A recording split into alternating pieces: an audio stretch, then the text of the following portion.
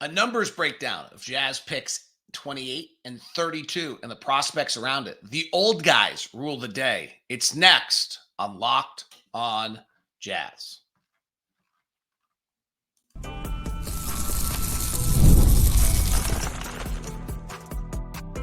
You are Locked On Jazz, your daily podcast on the Utah Jazz. Part of the Locked On Podcast Network, your team every day. How are you? I'm David Locke, radio voice of the Utah Jazz, Jazz NBA insider. And this is Locked On Jazz. It's your daily podcast on the Utah Jazz. Today, we will do a few things. We will look at the numbers of the picks 28 through 32. I need to watch Dalton Knecht again. I want to admit to that. Green room invites are out, and the final four of our brackets are set.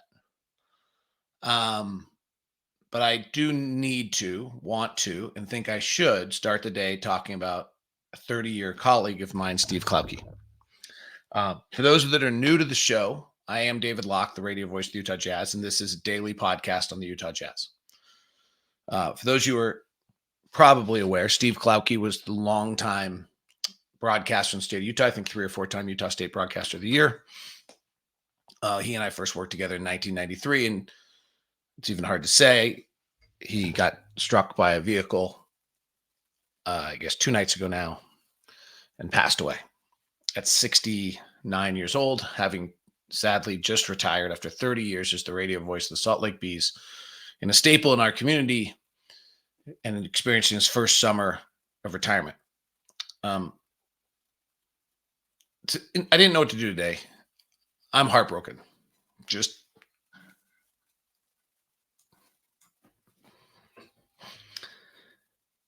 I didn't know what to do today because, one, at Locked On, we always preach, do the show for the listener, not for yourself. It's hard for me to do the show without talking about this. So it's a little bit me doing it for myself.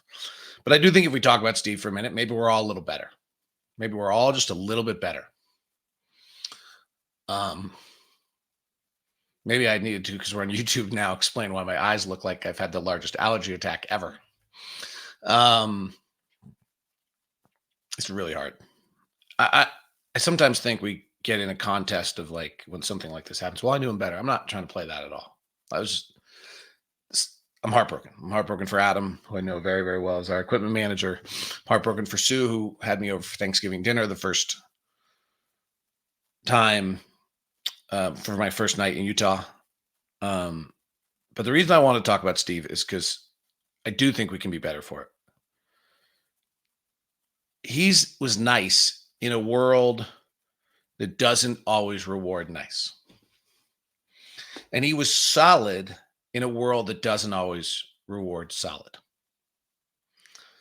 And he was steady in a world that doesn't always reward steady. We reward bombastic and loud and sound bites, and right, we got it. We know. He was the antithesis of that. We started working together in 1993. We were pretty different birds. He was a down-home Midwestern kid who came from a family where no one in his family had ever gone to college before. He was old enough that he had been in the work world. He got hired by Randy Rigby to come to Utah when he was out of work. I was quite frankly, a rich kid from Northern California with every privilege and advantage ever in the world. His father went to Harvard. And yet we bonded over baseball, sports, and broadcasting. Pretty cool. Right? And have a 15-year age difference. It's really cool, actually. Like, we couldn't be more different. Midwestern, coastal, elite, non-elite, spoiled, not spoiled, down home nice, not down home nice. And so I would produce Chris Tunis's morning show. This was when I first started my career in 1993. And I produced the morning show. And then I think we got satellite programming from 10 to 12. And I think Steve must have replaced Charlotte Haley on updates at that point. Because there was this little studio room, and I would then be preparing for my show on one side, and Steve would be singing the other. This is my memory every day. And we would talk baseball, and we would talk broadcasting, and it was great. And as I said, we're not similar other than that bond. I think today how strongly I feel about broadcasting and the art of it. Built a company around it.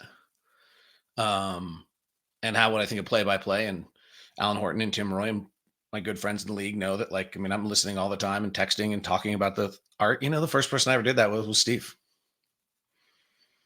This has now become about me, which I didn't want it to do. The reason I want to talk about Steve today is because I do think we can become better. And that is because of the niceness, the consistency, and all those things. So when at those early days, I would go and call games. Steve was become a play-by-play announcer of the Bees. I would sometimes sit in a neighboring booth or somewhere, and then I would bring it back to Steve and let him listen to it. My favorite ever, and it was a long time, 30-year joke with Steve and I, is he would say, well, it was listenable. I was like, God, what does that mean? No, I mean, like, he meant it really nicely. Like, well, I mean, it's listenable now. Like, it wasn't originally listenable. Now it's listenable. My last text I ever have from Steve is some fourth quarter in overtime this year. I could look at the date. He told me he was driving home, listened to the fourth quarter in overtime. He was just, he told me it was great, and, come a long way from listenable. Then we went to K-Fan together, and then I went off to Seattle. We'd have lunch when he was in town, because he just kept in touch with Steve. And he kept in touch with everyone. And we would talk. I don't want to make like about the major leagues and things like that. And there were times he was really frustrated. Like, there became a trend of hiring players. The Twins hired 2 former players to do a booth together without a broadcaster at one point. And super frustrating for him. He'd been the Twins minor league announcer. He was the next one in line. And the Angels did a funky hire, if I remember correctly, somewhere along the way. And everyone was trying to get complicated. And Steve was like, just hire the best broadcaster. I'm right here. But he never stopped being nice. He never stopped being consistent. He never stopped being steady in an unsteady world. And the personal story I would tell you is that he wanted the Jazz job as badly as I did, and he was better than I was, and I got it. Not fair at all. And I knew it, and I was sheepishly embarrassed and didn't know how to interact with him, and he never changed 1 ounce of how he ever treated me for 1 second. Like, when it's done, which unfortunately it is, and just tragically, like, it's a lot better to, like, have a tombstone that says I was a very good man, I was steady, I was consistent, I ate a lot of chocolate chip cookies, than all your honors. It's just a good man who was nice and caring and respectful. I thought it was really interesting. The guy's one of the most pure broadcasters ever. And in an interview with, I think, Dana Green of Channel 4, when he retired, he was asked, what are you going to miss? And this is probably, again, where he and I are very different. Like, if you were to ask me tomorrow, if I didn't get to call a game again, I would miss the art of calling a game. I would probably miss the ego-driven task of trying to be great every day. And Steve's answer was the people. Steve thanked the parking attendants in his final 60 seconds of being on air. We can all be a little better today.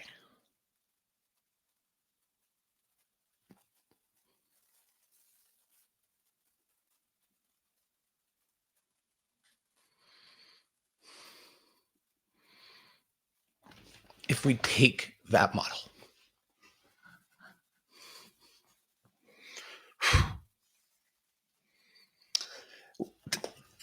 We'll get back to the show regularly.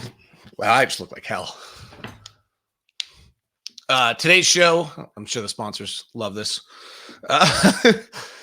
Today's show is, well, maybe appropriately, is brought to you by BetterHelp. Convenient, flexible online therapy. Visit BetterHelp.com/LockedOnNBA.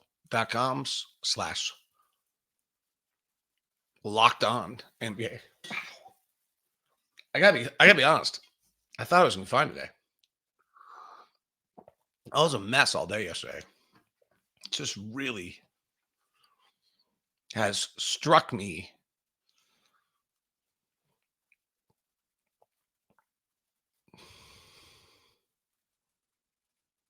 I didn't talk to many people yesterday. All right, let's go, David. BetterHelp is convenient, flexible online therapy. Visit betterhelp.com/lockedonnba. Things can happen in life that knock you off your socks. And if they do, and you need someone to talk to, BetterHelp can do it for you. BetterHelp.com/lockedonnba. Get 10% off your first month. That's BetterHelp.com/lockedonnba.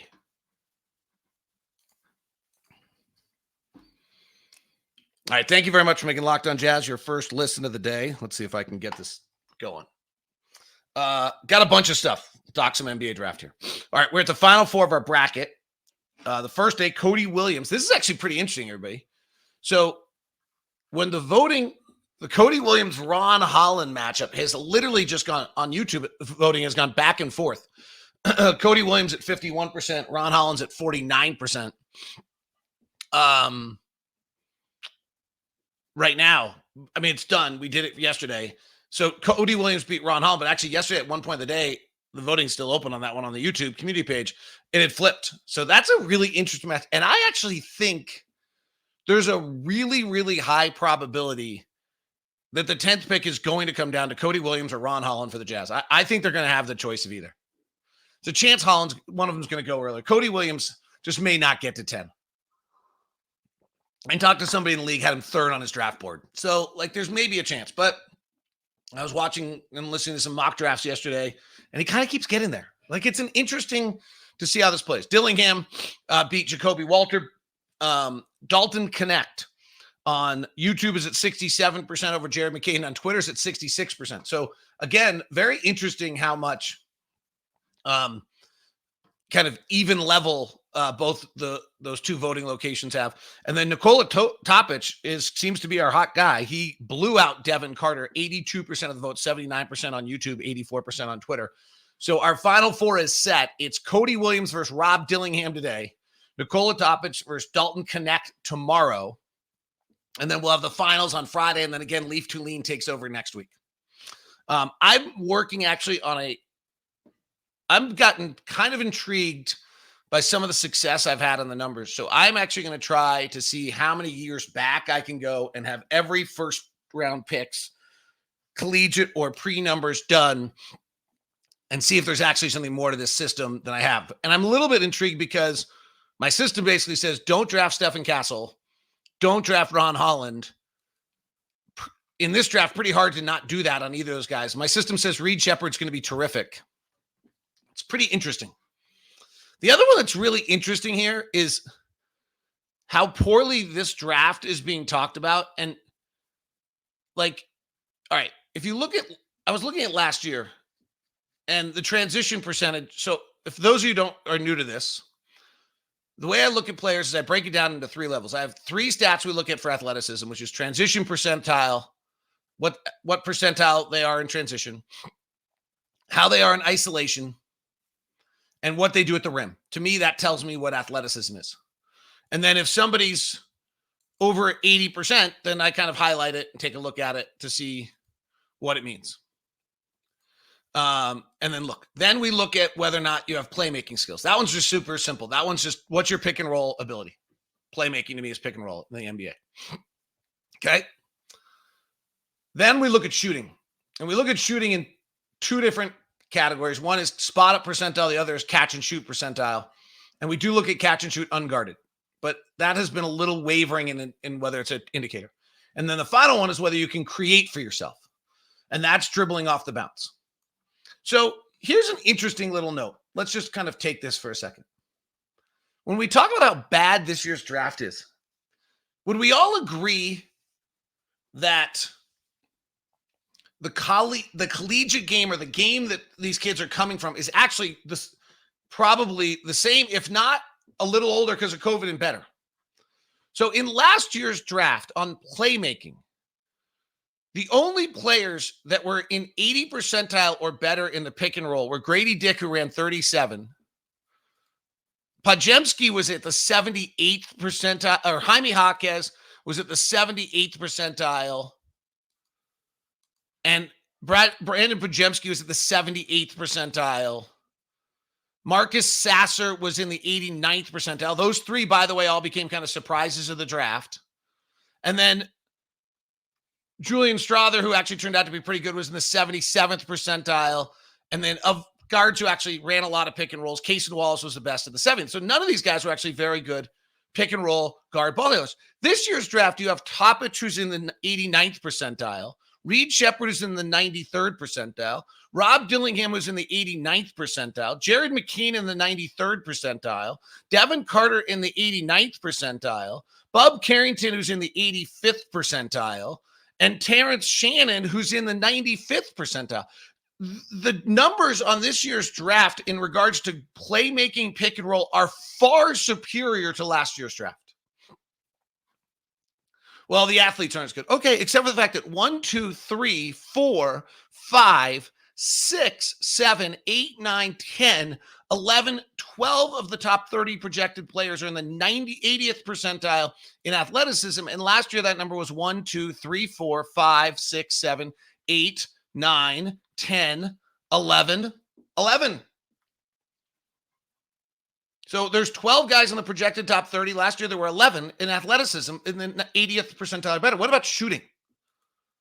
Okay, last year, guys who could shoot 80th percentile or better in spot up. Brandon Miller was 1. Jed Howard 2. Jordan Hawkins was another 3.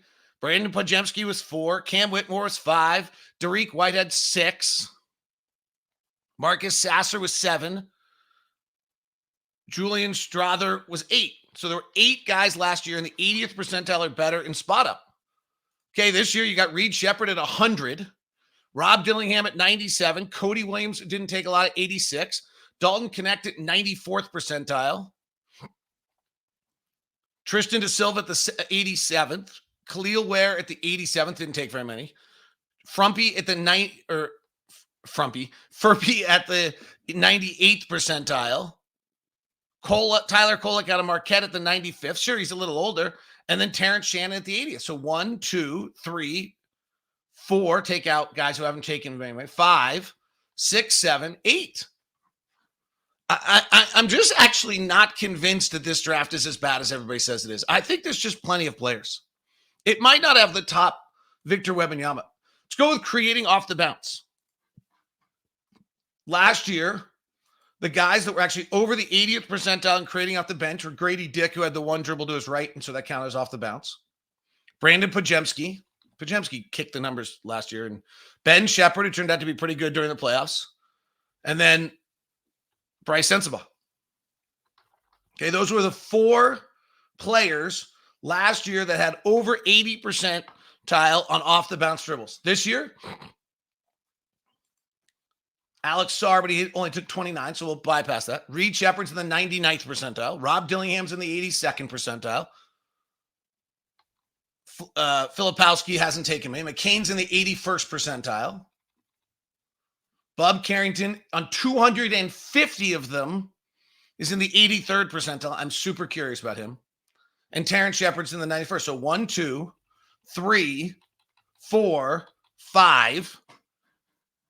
And last year, we had 1, 2, 3, 4. Just the story is there that this draft is bad. The numbers don't back it up. Okay. So let's get to numbers picks 28 through 32. Actually, let me take Dalton Knecht for a second. So Derek Orr hit me on Twitter and said, you keep saying Dalton Knecht's too small. And Knecht has measured at 6'6". And I might be wrong on this.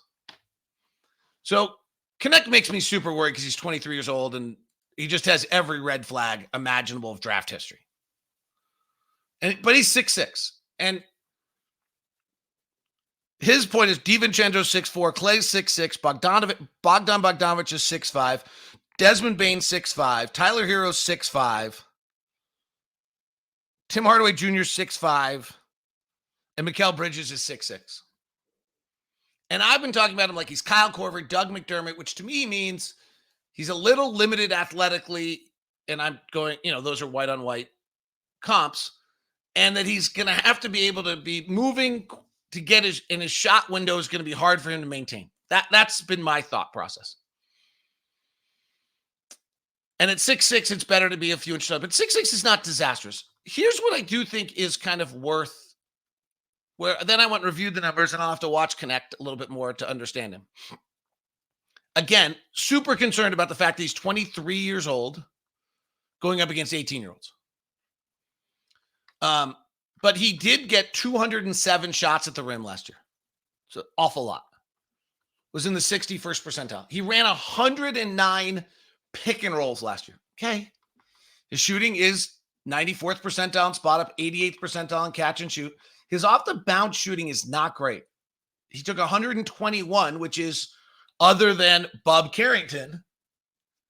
Bub Carrington's 250 off the bounce shots is 2 times more than anybody else in the college game that's being drafted this year. And he was in the 83rd percentile.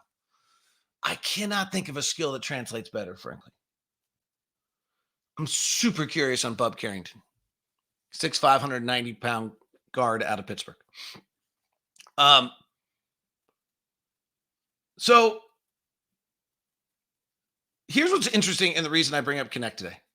One is I could be wrong, and I just kind of want to be clear on that. 2 is, and this is probably where I'm really wrong, a lot of it has to do with where we're drafting him. Because what we're about to talk about is all these players who are old, 23 years old like Knecht, who at 28 through 32, I'm like, go take them. Go grab them. They'll be great. But if you take Knecht at 10, part of me is like, oh, God, you can't do that. He was 23 years old. And so maybe that's wrong because you're just trying to get players. And you just want to get somebody who's going to be a rotation player for the NBA. You're not probably getting a star. I know at this point we want stars, but the reality is at 10, 28, and 32, if we can get 2 rotation players, we win. That's a win. And so I might have it wrong on Knecht. I'll watch him more for you. How's that?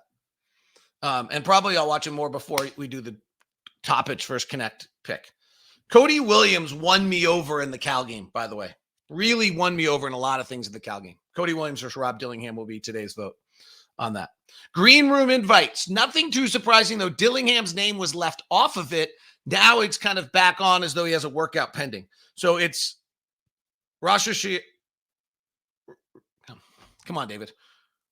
Rosh Hashanah, I think. Sar, Klingon, Shepard, Bazulius, Castle, Knecht, Salon, Holland, Williams, Devin Carter, Jacoby Walter. So of the guys we've talked about, Jared McCain has not been invited yet, probably will be. But those are the top guys. That's kind of where the draft is playing out. That's in Dillingham, if you had him on the list. That kind of gives us everything. Somebody in there is sliding to the Jazz at 10. So be interesting. All right. Who are the number picks 28 through 32 that you should be looking for and watching for? We'll do that next.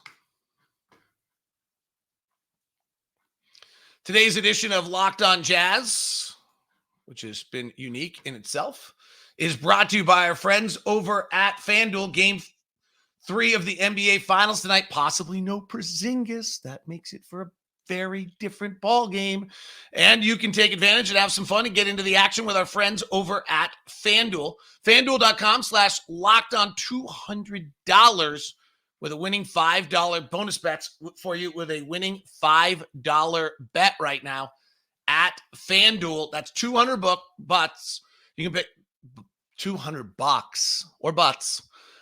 You can bet everything from the Finals MVP to hit one, go jump on a little Major League Baseball action. Let's go see if the line has changed because the series is even, by the way, when Porzingis is off the floor.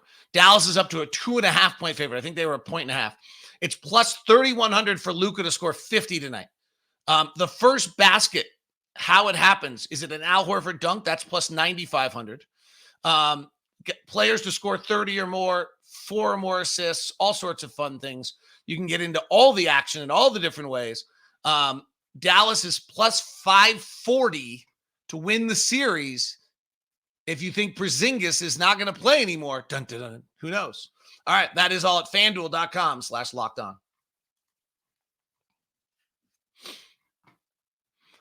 Time to get to the numbers. I'm going to just give out first 3 names that have jumped off the board. Now, in fairness, bottom tier guys that jumped off the board last year for us. So non-top picks. Brendan Pajemski turned out to go 19th. Marcus Sasser was brilliant on the numbers. He was old and brilliant. He was the 25th pick. Sasser was a senior guard. Ben Shepard was pretty good on the numbers. Went to Indiana 26. Bryce Sensabaugh and Julian Strother. We liked some lower level guys. And then there was the great Isaiah Wong love affair, who went 55th and never played last year. So just take that however you want. Here are the 3 players, and then I'll dig into a little bit more depth, that jumped out to me. He's super old. Terrence Shannon Jr., 24 years old almost. He's a 6'6" wing, 220 pounds. He's in the 87th percentile in transition. He's one of the only good isolation percentages at 88%. He was at the 82nd percent in the rim. He was 23 playing 19-year-olds. 95th percentile on pick and roll ball handling at 126 attempts. 80th percentile on spot up on 127 attempts. Not great on catch and shoot. And then off the bounce, he was in the 91st percentile of all shooters. So again, he's so old, but it's pretty interesting. Okay. So Terrence Shannon. Hunter Salas, a junior guard out of Wake Forest, whose cousin is Ron Boone. Yeah, how about that? He's in the 70th percentile in transition on 100 attempts. He's in the 64th percentile in isolation on 40 attempts, which is really good. His rim finishing is the 78th percentile. So he's a good athlete, not brilliant, but good. Pick and roll ball handling at 6'5", 185 out of Wake Forest. He ran 132, which is a lot. He was in the 86th percentile. His spot up percentile in the 84th percentile of all shooting on 178 attempts. 83rd percentile in catch and shoot. The only thing he didn't do, and his dribble off the bounce was amazing. 90th percentile in 154 attempts. So Hunter Salas is super interesting to me. Okay, an interesting player, again, super old. And super old, gets a little nerve-wracking, is Baylor Shireman out of Creighton. He's 23 and a half, so old. 6'7", 200, 83rd percentile in transition. Okay, so and there's not bad. Again, old. 60% in unlimited isolation. Okay at the rim. 99th percentile on pick and roll ball handling on 77 attempts. Pretty interesting for a 6'7" guy. 60th, not as good a shooter as they make him out to sound. 60th percentile on spot up, 77th percentile on overall catch and shoot, 88th percentile unguarded, and then off the bounce on 109 attempts, 87th percentile. And my last one for you on number guys that are at the bottom. We can look at some specific players. If you have specific players, like I know people are interested in Ryan Dunn, and there's the young kid out of Kentucky, Justin Edwards, who's really interesting and has mocked to us, and Jalen Tyson, I think, is really interesting, and Dylan Jones out of Weber, and Trevin Brazal out of Arkansas, 6'10", 220, is really interesting to me. He was close to being greened here as well. But KJ Simpson, 21 and a half, 6'2", 175, so a little small, is 67th percentile in transition on 133 attempts, 68th percentile in isolation, pretty good. Rim, only 57th percentile, he's small. Pick and roll on 158 attempts, he was in the 76th percentile. Spot up, 91st percentile. Catch and shoot, 92nd percentile. Unguarded, 77th, and off the bounce, 91st percentile on 143 attempts. The off the bounce shooting is something I always love. I'm going to need to go back through the history of our numbers and see whether or not guys that were 80% or better in jumpers off the bounce actually panned out. Because I'm not totally sure that Desmond, I'm doing it quickly right now. I'll do more work on it. But if we just, and I got to do a little bit more. I want to finalize our numbers a little bit more. But here's guys that were in the 90th percentile or high 80 plus percentile in off the bounce over the years. Darius Garland, it was on limited attempts. He hadn't played much that year. Rui Hashimura, Tyler Hero in 2019 of the numbers that I have. In 2020, guys that were above 85 or 90% were Desmond Bain, 95th percentile. Cassius Winston was just too small. Emmanuel Quickly was in the 99th percentile. Pretty good hit rate right now. I'm doing this kind of with you for the first time here. Jalen Suggs was in the 93rd percentile, which is interesting because he can't shoot. Davion Mitchell was in the 95th percentile, which is interesting because he can't shoot in the NBA. Chris Durante is in the 94th percentile. He was old. In 2002, Jabari Smith was in the 85th percentile. AJ Griffin was in the 95th percentile. And I haven't run all the numbers. That's it. In 2023, last year's draft, Grady Dick, we mentioned, Brandon Pajemski, Ben Shepherd, and that's it. What's interesting on this year's draft is we have a ton of off-the-bounce players. I just think we have different skills this year. So this year, off the bounce, we have Reed Shepherd, 99. Terrence Shannon, 91. Guy by the name of Harrison Ingram at 88 percentile. Hunter Salas at 90. Baylor Scheimeier at 85. And KJ Simpson at 91. So those four guys I just highlighted, that's a pretty good success rate. So interesting. All right. Ryan Dunn, who's probably the best defensive player in the draft, to me is interesting. He's a sophomore at Virginia. He's also 21.5. His rim percentage and his transition show he's just an elite athlete, and then his shooting is just non-existent. In fact, he's in the 19th percentile catch and shoot. All right, my goal before I come back at the end of my vacation and Leaf takes over is to have this at least 5 or 6 years, 7 years worth of data that we can really look at and say, like, okay, if a player's below 30% in their catch and shoot, do they survive in the NBA? If they're above 80, do they survive? Can we and really dig into this together and figure it out? All right, thanks very much for Locked On Jazz today. Thank you for staying with me. You guys are the best. I really appreciate you. It's a great community to be a part of. You're helpful to me. And let's all just see if we can be a little better today because of Steve. There's nothing positive we can do out of it other than that. All right, have a great day. Thank you very much. We'll send you now the first ever 24/7 YouTube sports channel, Locked On Sports Today. Have a great one. If you're on audio, check it out at YouTube on Locked On Sports Today.